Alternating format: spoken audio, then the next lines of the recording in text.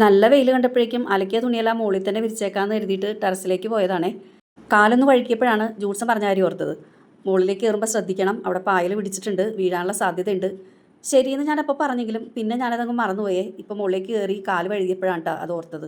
വേഗം തന്നെ പുല്ല് പറിക്കണ സാധനം എടുത്തിട്ട് വന്ന് മണ്ണൊക്കെ ഒന്ന് ഇളക്കി പായലൊക്കെ ഒന്ന് ഇളക്കി കൊടുത്തിട്ടുണ്ട് കേട്ടോ. അപ്പോൾ പേൾ പിന്നിൻ്റെ പുതിയ വീഡിയോയിലേക്ക് എല്ലാവർക്കും സ്വാഗതം.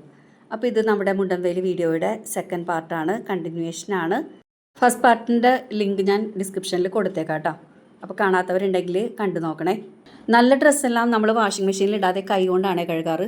അപ്പോൾ അങ്ങനെ കുറച്ച് തുണികളുണ്ടായിരുന്നു. അപ്പോൾ അതെല്ലാം കഴുകി കഴിഞ്ഞപ്പോഴേക്കും എൻ്റെ ഉടുപ്പൊക്കെ നനഞ്ഞ് ചീഞ്ഞ് ഞാൻ വേഗം ഡ്രസ്സൊക്കെ മാറി ഒന്ന് മേല് കഴുകി ഡ്രസ്സൊക്കെ മാറിയിട്ടാണ് കേട്ടോ പിന്നെ ബ്രേക്ക്ഫാസ്റ്റ് കഴിക്കാനിരുന്നത്.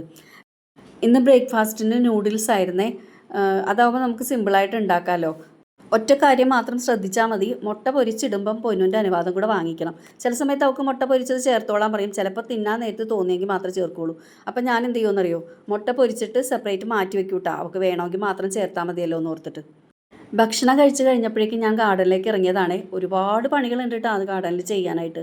ഒത്തിരി കാട് പിടിച്ചിട്ടുണ്ട്, കുറേ ഉണങ്ങിയതുണ്ട്, കുറേ പൂക്കൾ പോയിട്ട് അതിൻ്റെ ആ തണ്ടൊക്കെ ഉണങ്ങി നിൽപ്പുണ്ട്, അതൊക്കെ മുറിച്ച് കളയാനുണ്ട്. പിന്നെ കുറേയൊക്കെ കെട്ടി വെക്കാനുണ്ട്, ഇങ്ങനെ വീണ് കിടന്നിട്ടേ. അങ്ങനെ കുറേ പണികളുണ്ട് കേട്ടോ. എനിക്ക് തോന്നണില്ല എല്ലാം കൂടി ഈ ഒരു 3 മണി നേരത്തിനുള്ളിൽ എനിക്ക് ചെയ്ത് തീർക്കാൻ പറ്റുമെന്ന്. മാക്സിമം ചെയ്യാൻ പറ്റാവുന്ന അത്രയും ചെയ്യാമെന്ന് കരുതിയിട്ടാണ് കേട്ടോ ഞാൻ സ്റ്റാർട്ട് ചെയ്തത്. പൊന്നു എഴുന്നേറ്റ് അവൾക്ക് ഫുഡ് കൊടുത്തിട്ട് എന്തെങ്കിലും ചെയ്യാൻ തുടങ്ങാമെന്ന് വിചാരിച്ചു. അന്നത്തെ ദിവസം പോക്കാണ് കേട്ടോ. കാരണം അവളെങ്ങനെ വിളിച്ച് 5 മിനിറ്റ് 10 മിനിറ്റ് പറഞ്ഞ് അങ്ങനെ കിടന്ന് ഒരുപാട് സമയം പോകും കേട്ടോ. പിന്നെ ഞാനൊന്ന് അയഞ്ഞു കൊടുത്തതെന്താണെന്ന് വെച്ചിട്ടുണ്ടെങ്കിൽ എല്ലാ ദിവസവും സ്കൂളും ട്യൂഷനും ഒക്കെ കാരണം ഒരു 5 മിനിറ്റ് പോലും അവർക്ക് വെറുതെ ഇരിക്കാൻ സമയമില്ലല്ലോ എന്ന് എഴുതിയിട്ടാണ് പിന്നെ ഇന്നത്തെ ഒരു ദിവസം അങ്ങനെ കിടന്നോട്ടെ എന്ന് എഴുതിയത്. ഇന്ന് അവൾക്ക് സ്കൂൾ ഉണ്ടായിരുന്നില്ല കേട്ടോ. മരിയാകുരേത്തിയുടെ ഫീസ്റ്റ് ആയത് കാരണം ഇന്ന് അവർക്ക് മുടക്കായിരുന്നു. അങ്ങനെ അവധി കിട്ടിയത് കാരണം ഞാൻ തന്ന ഇത്തിരി നേരം കിടന്നോട്ടെ. ഇന്നപ്പോൾ ഉച്ചയ്ക്ക് 3-3:30ക്കാണ് ട്യൂഷൻ വെച്ചിരിക്കുന്നത്. അപ്പോൾ ആ സമയമാകുമ്പോഴേക്കും നമുക്ക് മുണ്ടൻവേലിയിൽ നിന്ന് നെട്ടൂരോട്ട് പോയാൽ മതിയല്ലോ എന്ന് എഴുതിയിട്ടാണ്. ഈ ഒരു ചട്ടിയിൽ കസ്റ്റാർഡ് ആപ്പിളിൻ്റെ വിത്ത് നമുക്ക് സ്റ്റാനിമോള് തന്നിട്ട് പിടിപ്പിച്ചിരിക്കുന്നതാണ് കേട്ടോ. ഒരു തൈ മാത്രമേ പിടിച്ച് കിട്ടിയിട്ടുള്ളൂ, കുറേ വിതറിയിട്ട്. അപ്പോൾ ഈ ഒരു തൈ ഞാൻ നന്നായിട്ട് പിടിപ്പിച്ച് വന്നിരുന്നുണ്ട്. അപ്പോൾ ഞാൻ ഇടയ്ക്ക് പ്രൂൺ ചെയ്ത് കൊടുക്കും കേട്ടോ, ഒത്തിരി ഇങ്ങനെ പൊങ്ങി പോകണ്ടല്ലോ എന്ന് കരുതിയിട്ട്. നമ്മൾ ചെറിയ ചട്ടിയിലാണല്ലോ വെച്ചിരിക്കുന്നത്, താഴെ വെക്കാനുള്ള സ്പേസ് കുറവാണ്. അപ്പോൾ അതുകൊണ്ടാണ് അങ്ങനെ ചെയ്തിരിക്കുന്നത്. ബൊഗെയിൻവില്ലയൊക്കെ വെട്ടി ഒതുക്കി, പിന്നെ ചെമ്പരത്തിയുടെ 2-3 കൊമ്പൊക്കെ ഒന്ന് കേബിൾ ടൈ വെച്ചൊക്കെ ഒന്ന് മുറുക്കി ടൈറ്റ് ചെയ്തൊക്കെ കൊടുത്ത്, അതുപോലെ നമ്മുടെ മൾബറി ചെടി ഉണ്ടല്ലോ, മൾബറി ചെടി കൊമ്പ് നല്ലപോലെ നീണ്ട് വന്നിട്ട് അതിങ്ങനെ ഒരെണ്ണം സ്റ്റഡി ആയിട്ട് നിൽക്കുന്നുണ്ട്, ഒരെണ്ണം ഇങ്ങനെ വീണ് കിടക്കുമായിരുന്നു കേട്ടോ. അപ്പം ഞാനത് രണ്ടും കൂടെ ഇങ്ങനെ ചേർത്ത് ബൊഗെയിൻവില്ലയിലോട്ട് ചേർത്തിട്ട് കേബിൾ ടൈ വെച്ച് കെട്ടി കൊടുത്തിട്ടുണ്ട് കേട്ടോ. ഇടയ്ക്ക് പ്രൂൺ ചെയ്ത് കൊടുത്തെങ്കിലേ മൾബറി ഉണ്ടാവുള്ളൂ എന്നാണ് ഞാൻ കേട്ടേക്കണത്. പക്ഷേ എപ്പോഴൊക്കെയാണ് ഈ പ്രൂൺ ചെയ്ത് കൊടുക്കേണ്ടതെന്ന് സത്യം പറഞ്ഞാൽ എനിക്കറിയില്ല. ഇന്നാളെ ഞാനിത് പ്രൂൺ ചെയ്ത് കൊടുത്തു കഴിഞ്ഞാൽ അതിൻ്റെ പുതിയ തളിരൊക്കെ വന്നു കഴിഞ്ഞപ്പോഴാണ് മൾബറി ഉണ്ടായത്. അപ്പോൾ ഞാൻ അതിൻ്റെ വീഡിയോ ഇട്ടിട്ടുണ്ടായിരുന്നു കേട്ടോ. ഈ ഒരു കോർണറിൽ ഒത്തിരി സാധനങ്ങൾ നമുക്ക് അത്യാവശ്യം എന്ന് പറയാനായിട്ട് എനിക്ക് ഒരുപാട് ഇഷ്ടപ്പെട്ട ചെടികളാണ് കേട്ടോ കൂടുതൽ നിൽക്കുന്നത്. 2 ഓർക്കിഡിൻ്റെ ട്രീ ഉണ്ടാക്കിയതുണ്ട്, പിന്നെ നമ്മുടെ ലോറോപെറ്റാലം വെച്ചിട്ടുണ്ട്. 2 ചട്ടിയിലായിട്ടാണ് മുല്ലയുടെ വെച്ചിരിക്കുന്നത്. അതും ഒരുവിധം നന്നായിട്ടൊക്കെ പിടിച്ച് വരുന്നുണ്ട്. ഒരു ചട്ടി ഞാൻ അവിടെ നിന്ന് ഇപ്പോൾ ഈ സമയത്ത് തന്നെ അതെടുത്ത് മാറ്റുന്നുണ്ട് കേട്ടോ. കാരണം ഭയങ്കര തിങ്ങിയിരിക്കുന്നത് കൊണ്ടാണ് ഞാൻ അവിടെ നിന്ന് മാറ്റിയത്. അതിൻ്റെ വേരാണെങ്കിൽ മണ്ണിലോട്ട് ഇറങ്ങിയിട്ടുണ്ട്. ഞാൻ സാവധാനം ഇപ്പോൾ തൽക്കാലത്തേക്ക് സ്റ്റെയർ കേസിലാണ് വെച്ചിരിക്കുന്നത്. സാവധാനം അതിന് നല്ലൊരു സ്ഥലം കണ്ടിട്ട് മാറ്റാമെന്ന് കരുതി. പിന്നെ ചെറിയൊരു തൈ ഉണ്ടായിരുന്നത് ഞാൻ അവിടെ തന്നെയാണ് കേട്ടോ വെച്ചിരിക്കുന്നത്. മുല്ലയുടെ അടുത്തായിട്ട് നമ്മൾ പിങ്ക് കളറിലെ കുഞ്ഞു ഫ്ലവർ ഉണ്ടാകുന്ന ചെമ്പരത്തിയാണ് വെച്ചിരിക്കുന്നത്. അപ്പോൾ നല്ല ബുഷിയായിട്ട് വരാൻ വേണ്ടിയിട്ട് ഞാൻ ഇന്നാളത് പ്രൂൺ ചെയ്ത് കൊടുത്തപ്പോൾ ഒത്തിരി ബ്രാഞ്ചസ് ഒക്കെ വന്നിട്ടുണ്ട്. അപ്പോൾ ഞാനത് ഇന്നൊന്ന് കേബിൾ ടൈ വെച്ചൊന്ന് ടൈറ്റ് ചെയ്ത് കൊടുത്തിട്ടാണ്. അപ്പോൾ ഇങ്ങനെ പടർന്നിങ്ങനെ എന്താ പറയുക, വിടർന്നിങ്ങനെ കിടക്കാതിരിക്കാനായിട്ട് കൂടി നിന്നിട്ട് മോൾ ഭാഗം മാത്രം ബുഷിയായിട്ട് കിടക്കണം എന്നാണ് എൻ്റെ ആഗ്രഹം. അപ്പോൾ അങ്ങനെ വരാൻ വേണ്ടിയിട്ടാണ് ഞാൻ ചെയ്ത് കൊടുത്തേക്കണം. അപ്പോൾ ഇപ്പോൾ ഒത്തിരി ബ്രാഞ്ചസും ഉണ്ടായിട്ടുണ്ട്, നല്ലപോലെ മുട്ടുകളും ഉണ്ടായിട്ടുണ്ട് കേട്ടോ അതിൽ. പിന്നെ അതിൻ്റെ മൂലയ്ക്കായിട്ട് നമ്മുടെ ഓർക്കിഡ് സ്റ്റാൻഡാണ് ഇരിക്കുന്നത്, ഒരു ട്രീ പോലെ ഉണ്ടാക്കിയത്. പക്ഷേ അതിപ്പോൾ എനിക്ക് മാറ്റി വെക്കാനുള്ള ഒരു സമയവുമില്ല. നല്ലൊരു സ്ഥലം കണ്ടുപിടിച്ച്, അത്യാവശ്യം വെയിൽ വേണ്ട ഒരു ചെടിയാണ്. ഡെൻഡ്രോബിയം ഉണ്ട്, അതുപോലെ തന്നെ ഡാൻസിങ് ലേഡിയും ഉണ്ട്. അത്യാവശ്യം വെയിലും വേണം, എന്നാൽ ഷെയ്ഡും വേണം എന്നുള്ള രീതിയിലാണ്. അപ്പോൾ അതിന് പറ്റിയൊരു സ്ഥലം കണ്ടുപിടിച്ചിട്ട് വേണം അത് ഈ മൂലയ്ക്കൊന്നൊന്ന് മാറ്റാനായിട്ട്. അതുപോലെ നമ്മുടെ ഈ ലാവൻഡർ കളറിലെ ഈ ബൊഗെയിൻവില്ല എനിക്ക് കുറച്ചും കൂടി ഒന്ന് ചെറുതാക്കി വെട്ടണം എന്ന് ആഗ്രഹമുണ്ട്. നിങ്ങളുടെ അഭിപ്രായം എന്താണെന്ന് പറയണേ. നിറച്ച് പൂവുണ്ടായിട്ട് ഞാൻ വീഡിയോ ഇട്ടിട്ടുണ്ട്. സ്ഥിരമായിട്ട് നമ്മുടെ വീഡിയോസ് കാണുന്നവരുണ്ടെങ്കിൽ അറിയാൻ പറ്റും. അപ്പോൾ അങ്ങനെ നിൽക്കുന്നതാണോ ഭംഗി, അല്ലെങ്കിൽ കുറച്ചും കൂടി വെട്ടി ബുഷിയാക്കിയിട്ട് നിർത്തുന്നതാണോ ഭംഗി എന്നൊന്ന് പറയണേ. ഈ ചട്ടികളൊക്കെ വെച്ചേക്കണതിൻ്റെ ഫ്രണ്ടിലായിട്ട് നമ്മൾ റെഡ് ലിപ്സ്റ്റിക്ക് അഗ്ലോണിമ വെച്ചിട്ടുണ്ടായിരുന്നു കേട്ടോ. അപ്പോൾ അതിൻ്റെ ഇടയിൽ ഞാൻ ഒരു വിങ്ക വെച്ചിട്ടുണ്ടായിരുന്നു. ഇത് നമ്മൾ 60 രൂപയ്ക്ക് നഴ്സറിയിൽ നിന്ന് വാങ്ങിയ വിങ്കയാണ്. നല്ലൊരു പിങ്ക് കളറാണ്. അപ്പോൾ ഇതിൻ്റെ മദർ പ്ലാന്റ് ചീത്തയായി പോയിട്ടാ. കുറേ നാൾ നിന്നതാണ്. അതിൽ നിന്ന് ഞാനത് ചീത്തയാവാൻ തുടങ്ങിയ സമയത്ത് പ്രൂൺ ചെയ്തപ്പോൾ ഒരു കൊമ്പ് ഞാൻ മാറ്റി നട്ടതാണ് ഇപ്പോൾ ഈ ഇരിക്കുന്നത്. അതിൻ്റെ മദർ പ്ലാന്റ് പോയിട്ടാ. അപ്പോൾ ഇത് ഞാൻ ആദ്യം കരുതി ഈ ടാങ്കിൻ്റെ മുകളിൽ വയ്ക്കാമെന്ന് കരുതി അങ്ങോട്ട് എടുത്ത് വെച്ചെങ്കിലും പിന്നീട് ഞാൻ ഇരുന്നിടത്ത് തന്നെയാണ് കേട്ടോ വയ്ക്കുന്നത്. ഞാനവിടെ സ്ഥിരമായിട്ടില്ലാത്തത് കൊണ്ട് പൂച്ച ചാടുകയോ അല്ലെങ്കിൽ ജൂൾസൻ അങ്ങോട്ടും കൂടെ എന്തെങ്കിലും എടുക്കുകയൊക്കെ ചെയ്യുമ്പോൾ ഇത് പോയെങ്കിലോ എന്നുള്ളൊരു പേടി കൊണ്ടാണ് കേട്ടോ ഞാൻ അങ്ങനെ ചെയ്യണത്. പിന്നെ റെഡ് ലിപ്സ്റ്റിക്ക് നമ്മൾ പ്രൂൺ ചെയ്ത കട്ടിങ്സ് എല്ലാം ഒരു ചട്ടിയിൽ വെച്ചിട്ടുണ്ടായിരുന്നു. അത് നല്ലപോലെ പിടിച്ച് വന്നിട്ടുണ്ട് കേട്ടോ. പിന്നെ കട്ട് ചെയ്ത ഭാഗത്ത് ഉണ്ടായിരുന്ന ആ കടഭാഗത്തുനിന്നും ഒത്തിരി ബ്രാഞ്ചസ് ഒക്കെ വന്നിട്ട് ചട്ടി തിങ്ങി നിറഞ്ഞാണ് നിൽക്കുന്നത്. ഇപ്പോൾ മഴയുള്ളപ്പോൾ അത് പെട്ടെന്ന് വളരുകയും ചെയ്യുമല്ലോ. തൽക്കാലത്തേക്ക് അത് വേറൊരു സ്ഥലത്തേക്ക് മാറ്റാനുള്ള ഓപ്ഷൻ എനിക്കില്ല കേട്ടോ. അപ്പോൾ അവിടെ തന്നെ ഒന്ന് അഡ്ജസ്റ്റ് ചെയ്ത് കാട് പോലെ നിൽക്കുന്നത് അങ്ങോട്ടും ഇങ്ങോട്ടും ഒന്ന് അകത്തി വെച്ച് കൊടുത്ത് ഒരു വൃത്തികേട് മാറ്റിയെന്നുള്ളൂ കേട്ടോ. അപ്പോൾ അങ്ങനെ നോക്കിയപ്പോഴാണ് നമ്മുടെ ഈ ബിഗോണിയ ഒരു ചെറിയ ചട്ടിയിൽ ഞാൻ വെച്ചിരുന്നതാണ്. അപ്പോൾ 3-4 ചട്ടിയിലുണ്ട് കേട്ടോ ബിഗോണിയ, ഈ സെയിം ടൈപ്പ് തന്നെ ഒരുമിച്ചിരിക്കുന്നത് എനിക്ക് ഭയങ്കര ഇഷ്ടമാണ് കാണാനായിട്ട്. അപ്പോൾ അങ്ങനെ പിടിപ്പിച്ചതാണ്. അപ്പോൾ ഇത് ചട്ടി മുകളിൽ നിന്ന് മരക്കഷ്ണം ഒടിഞ്ഞ് വീണിട്ട് പൊട്ടി തകർന്നിരിക്കുമായിരുന്നേ. അങ്ങനെ അത് ഒന്ന് റീപോർട്ട് ചെയ്ത് വേറൊരു ചട്ടിയിലേക്ക് മാറ്റിയിട്ടുണ്ട്. ഈ ബിഗോണിയ നല്ല വെയിലത്ത് വെക്കാൻ പറ്റിയ ബിഗോണിയാണ് കേട്ടോ. നല്ല വെയിലത്ത് വെച്ചെങ്കിലേ ഇതിന് കറക്റ്റ് ആ ഒരു പിങ്ക് കളർ കിട്ടുള്ളൂ. ഒരു പ്രത്യേക ഭംഗിയുള്ള ഒരു പിങ്ക് കളറാണ് കേട്ടോ. ഞാനിത് പല സ്ഥലത്തും വെച്ചിട്ടുണ്ട്, ഷെയ്ഡിലും ഹാഫ് ഷെയ്ഡിലൊക്കെ വെച്ചിട്ടുണ്ട്. പക്ഷേ അപ്പോൾ ഒരു ഗ്രീൻ കളർ കയറി വരും. അപ്പോൾ നമുക്ക് കാണാൻ അത്രയ്ക്ക് അങ്ങോട്ടൊരു എന്താ പറയണ ഒരു അട്രാക്ഷൻ ഉണ്ടാവില്ല. അതേസമയം ഞാൻ ഗേറ്റിൻ്റെ മുകളിൽ അപ്പുറത്തും ഇപ്പുറത്തും 2 വെച്ചത് നല്ല ഭംഗിയായിട്ട് ഈ ഒരു സെയിം കളറിലെ പിങ്കായിട്ട് വന്നിട്ടുണ്ട് കേട്ടോ. ഇപ്പം പിന്നെ ഒരുപാട് ആഗ്രഹിച്ച് ഞാൻ വാങ്ങിച്ചതാണ് ഈ എവർഗ്രീൻ്റെ ചെടി. പണ്ട് കോൺവെൻറ്റുകളിൽ, പള്ളികളിൽ, അതുപോലെ ബൊക്കെ ഉണ്ടാക്കുന്ന ബ്യൂട്ടീഷ്യന്മാരുടെ അടുത്ത് അങ്ങനെയൊക്കെയാണ് സാധാരണ ഈ ഒരു എവർഗ്രീൻ്റെ ചെടി ഞാൻ കണ്ടിരിക്കുന്നത്. പണ്ട് എൻ്റെയൊക്കെ ചെറിയ പ്രായത്തിൽ കല്യാണങ്ങൾക്കൊക്കെ പോകുമ്പോൾ കാണാം നമുക്ക് ബൊക്കെ ഉണ്ടാക്കുന്നത് ഈ ഒരു എവർഗ്രീൻ്റെ ഇലയായിരിക്കും ബേസായിട്ട് കൊടുക്കുന്നത്.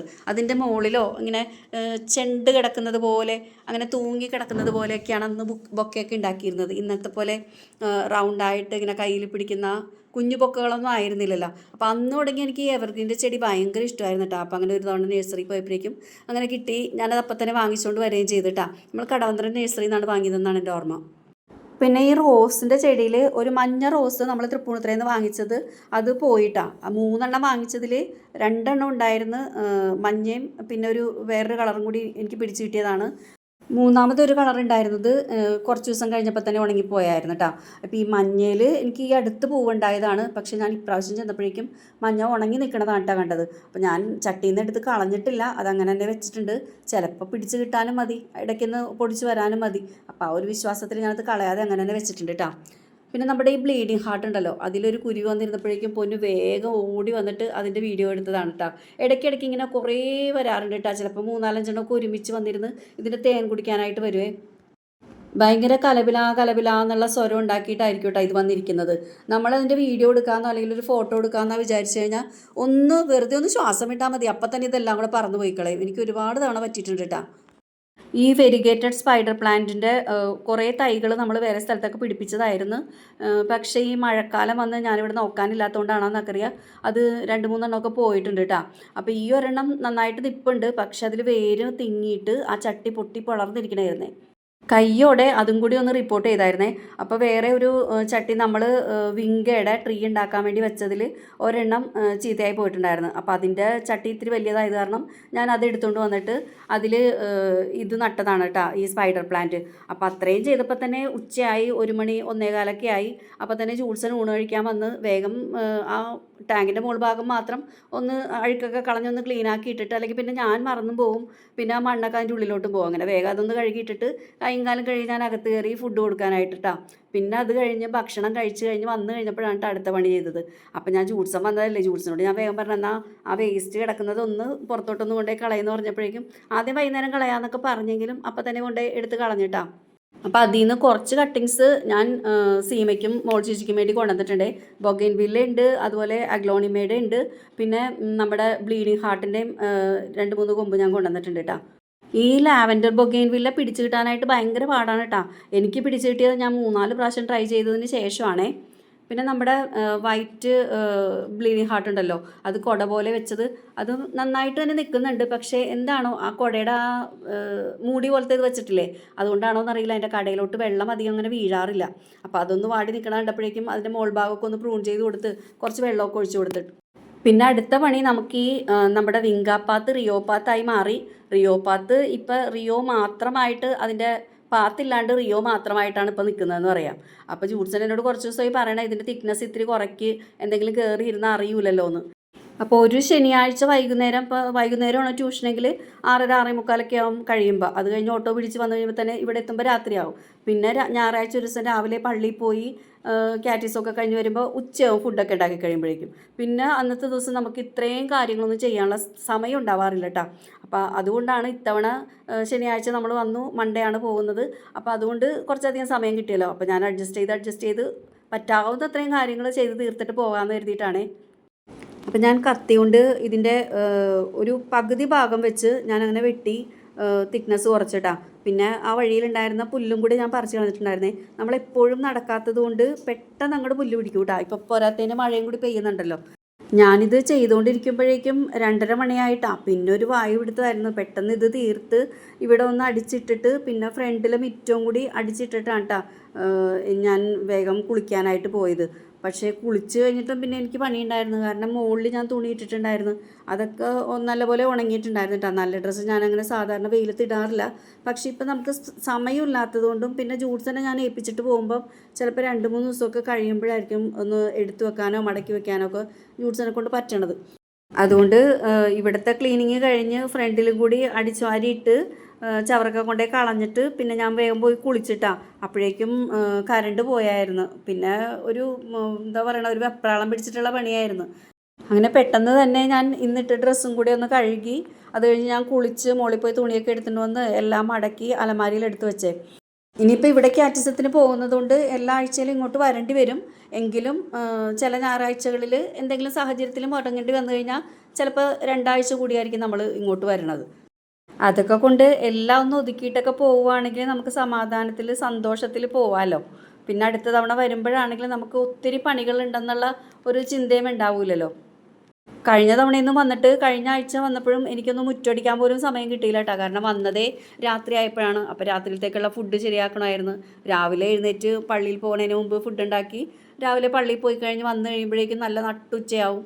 അപ്പോൾ വേറെ എന്തെങ്കിലും കാര്യങ്ങൾ ചെയ്തു വരുമ്പോൾ മുറ്റത്തേക്ക് ഇറങ്ങാൻ സമയം കിട്ടില്ല. അങ്ങനെയൊക്കെ അങ്ങ് പോയിട്ടാ. ഇന്നിപ്പോൾ എന്തായാലും എനിക്ക് നല്ലൊരു സാറ്റിസ്ഫാക്ഷൻ ഉണ്ട്. ഞാൻ പോന്നപ്പോൾ എന്തൊക്കെ ചെയ്യണം എന്ന് വിചാരിച്ചോ ആ കാര്യങ്ങളെല്ലാം തന്നെ എനിക്ക് ചെയ്യാൻ പറ്റിയിട്ടുണ്ട് കേട്ടോ. അപ്പോൾ ഇന്നത്തെ വീഡിയോ വൈൻഡപ്പ് ചെയ്യാണ്. നമ്മുടെ മുണ്ടൻവേലി വിശേഷങ്ങൾ എല്ലാവർക്കും ഇഷ്ടപ്പെട്ടിട്ടുണ്ടാവുമെന്ന് കരുതുന്നു. അപ്പോൾ എപ്പോഴും പറയുന്നത് പോലെ എല്ലാവരുടെയും സപ്പോർട്ട് ഉണ്ടാവണം. നിങ്ങളുടെ അഭിപ്രായങ്ങളൊക്കെ അറിയിക്കുക കമൻറ്റിലൂടെ. എന്തെങ്കിലും പ്രോഗ്രസ്സൊക്കെ വരുത്തുന്നുണ്ടെങ്കിൽ അതും പറയുക. Thanks for watching.